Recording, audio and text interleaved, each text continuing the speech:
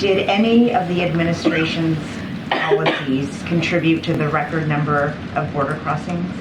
What I can say is this. On his first day in this administration, the president put forth a comprehensive immigration legislation to deal with a broken system. That's what the president did, to deal with a broken system. We were just a couple of weeks away of 3 years ago that legislation that he put forward to Congress to actually deal with an issue, right? And so that's what I can say. The president understands that there's a problem at the border. He put forth on his first day something to deal with that problem. And what we continue to see from Speaker Johnson and Republicans, House Republicans, I know Jackie asked a question about something that I said yesterday in May, and I'll repeat it. I repeat what I said yesterday. In May, House Republicans decided to vote on a bill that would cut 2,000 Border Patrol agents at the border. That's what they did. That's what they did.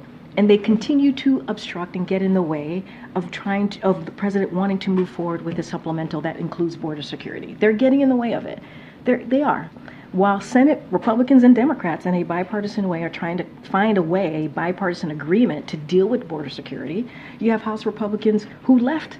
They left in the middle of December, and I think they come back next week. Maybe they'll get some work done. Instead, they're playing politics. So is that a no? Look, what I can say is what the president has done. I'm not going to speak to data. I have not seen any data that would show this. That was White House Press Secretary Karine Jean-Pierre responding to a reporter's question on whether any of the Biden administration's policies have contributed to the record number we are seeing at the United States southern border of illegal aliens. Here's Texas Governor Greg Abbott on the border crossings into Texas.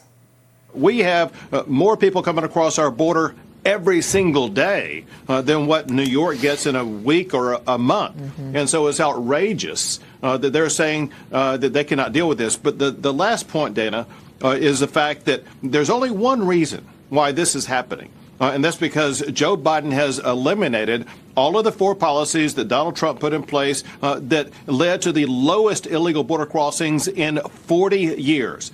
The Remain in Mexico policy, the Title 42 policy, the end of catch and release, and building a border wall. If the Biden administration was enforcing the immigration laws passed by Congress, the mayors of New York, the leaders of New Jersey and Chicago, et cetera, they would not be having these problems. This comes as a Biden administration official says that several border crossings that were shut down, they were done so authorities could deal with an influx of migrants. Now they're reopening this week per Axios. According to United States Customs and Border Protection, encounters at the border under Biden have surpassed a record high of 1.64 million apprehensions from fiscal year 2000.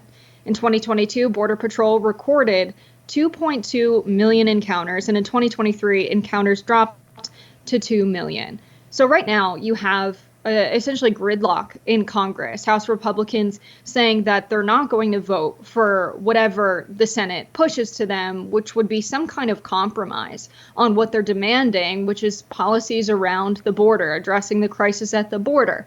But then you have Republicans like Troy Nehls saying things like, let me tell you, I'm not willing to do too damn much right now to help a Democrat and to help Joe Biden's approval rating. I will not help Democrats to try to improve this man's dismal approval ratings. I'm not going to do it. Why would I? Schumer has had H.R. 2 on his desk since July. So they're not in the majority. And they really want to pass H.R. 2, which is a bill that the Democrats don't like. And so to demand them, the Democrats, pass legislation that they don't support as a minority party, you're not going to get anything done with that mindset. Do you really think that there's a crisis at the border? If you're willing to do nothing at all just to hurt the president's approval ratings, that feels really disingenuous to make such a big deal about this issue and to not be willing to compromise, to not come up with new policies or strategies, which is literally your job as someone who writes legislation and is an elected member of Congress. But instead, what you're going to do is just, I'm going to hurt the president's approval ratings and not address this thing that I deem a crisis. It just seems really dishonest political game playing from the Republicans in Congress. I think it's hard to compromise, though, when the Democrats have made clear that they don't really want border security. The bills that they have been in support of and the plan that the Biden administration has brought out only calls for faster processing times for the illegal immigrants that are coming across the border so that they don't have to stay in detention and they can immediately be shipped anywhere around the country. They don't actually want to increase funding for border agents or border security officials. They don't want to increase funding for technology that would help secure the border. And the Biden administration, most notably, is not proposing any actual policy changes. They're not interested in bringing back Remain in Mexico. They're not interested in bringing back the safe third country. They're not even DNA testing all of the illegal immigrants who are coming across now. They've admitted that in several emails that have been leaked. And they're not interested in expedited removal of individuals who have been found immediately not to qualify for asylum. What they're doing is they're basically giving all of these people a court date, sending them various places around the United States. And this is only the ones they catch, by the way. There's probably just as many that they don't catch who get across the southern border. And about 90%, somewhere between 70 and 90% of these immigrants who get a court date don't end up even showing up for it. So I don't see why the Republicans should negotiate with people who fundamentally don't want to move any iota in their direction in terms of border security. At that point, I think gridlock is probably the only way that they're going to get anything out of this whatsoever.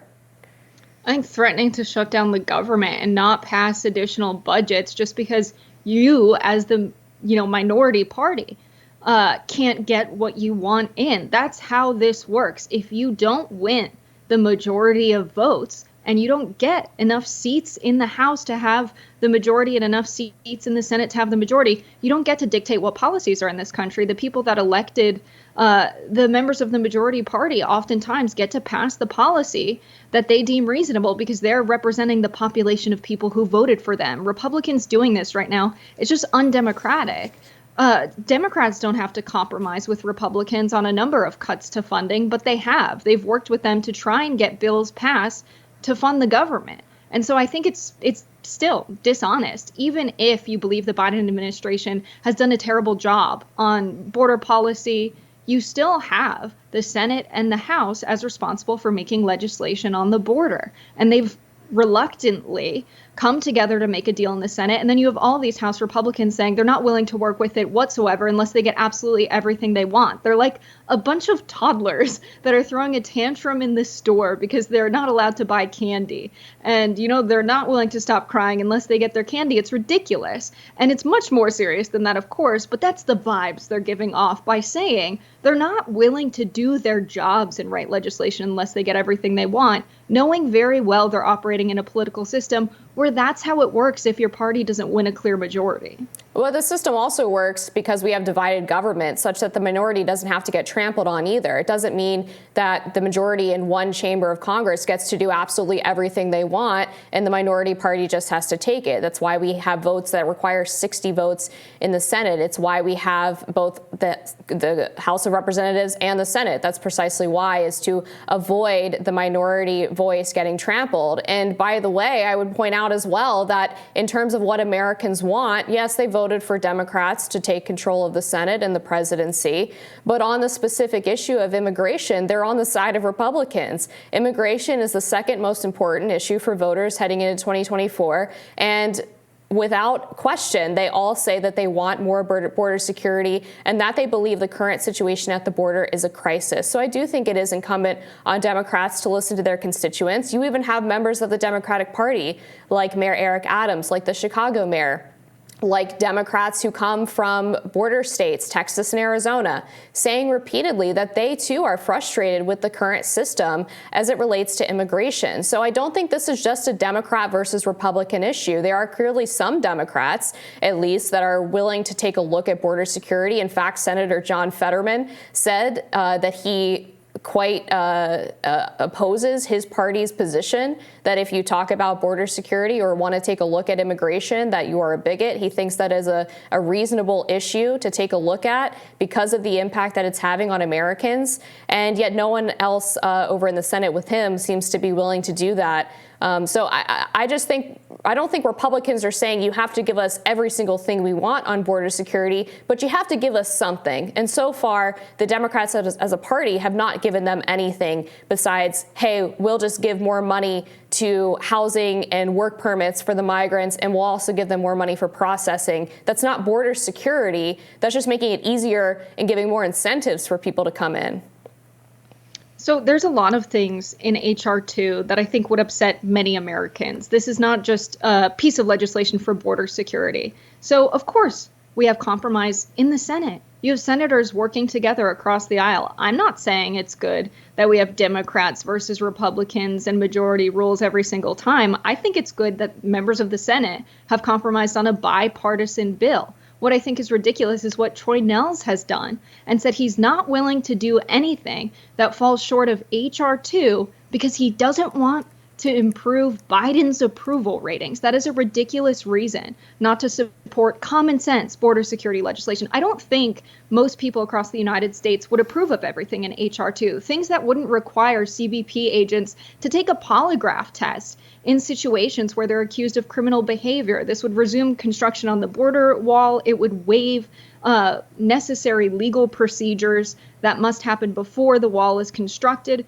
There's all kinds of things in this piece of legislation that the Republicans are so attached to in the House that I think many Americans who are for border security would say is not common sense border security and can actually be very harmful for the southern border and people across the country. I think if you're a House Republican and you genuinely care about the border, you will compromise to get something passed if this is an urgent crisis, as you say it is, rather than saying the reason you're doing nothing is because you don't want to approve or increase Biden's approval ratings. I think that's a really bad reason. I agree. I don't think Troy Nehls is speaking on behalf of the Republicans in the House. He's not even in leadership. So I don't think using his statement, which was obviously stupid, as representative of the party is exactly fair.